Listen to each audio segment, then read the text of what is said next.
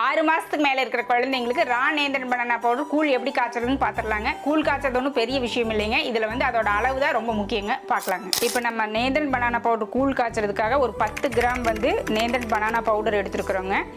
அதை நம்ம வந்து பவுலில் கொட்டிக்கலாம். அதுக்கப்புறம் ஒரு 100 ml தண்ணி எடுத்துருக்கோம். அந்த 100 ml தண்ணி வந்து நம்ம கொஞ்சமாக ஊற்றி கட்டி இல்லாமல் கரைச்சிடலாங்க. இப்போ நம்ம கரைச்சிருக்கோங்க.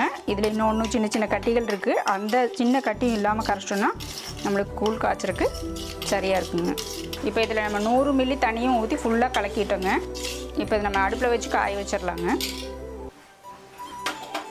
இப்போ இதை நம்ம பற்ற வச்சு கூழ் காய்ச்சிடலாங்க. லோ ஃப்ளேமில் வச்சா போதுங்க. இப்போ இதை நம்ம அடுப்பில் வச்சு காய்ச்சிட்ருக்குறோங்க.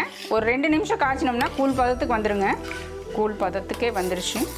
இதுதான் நம்மளுக்கு குழந்தைங்களுக்கு கொடுக்கறக்கான ஒரு பதம். இன்னும் கொஞ்சம் குழந்தைங்களுக்கு நான் தண்ணியாக தான் கொடுக்கணும் அப்படின்னு நினைக்கிறவங்க இன்னும் கொஞ்சம் தண்ணியை வந்து அதில் ஆட் பண்ணிக்கலாங்க. இந்த ரா நேந்திரன் பனானா பவுடரில் நாங்கள் உப்பு, சர்க்கரை, ப்ரிசர்வேட்டிவ்ஸ்னு எதுவுமே சேர்க்கறது இல்லைங்க. உலக சுகாதார நிறுவனம் என்ன சொல்லுதுன்னா 2 வயசு வரைக்கும் குழந்தைங்களுக்கு உப்பு சர்க்கரையை தவிர்க்கிறது நல்லதுன்னு சொல்லுதுங்க. நீங்களும் குழந்தைங்களுக்கு இப்படியே கொடுக்க ட்ரை பண்ணுங்கள். குழந்தைங்க இந்த டேஸ்ட்டுக்கு பழகிக்குவாங்க.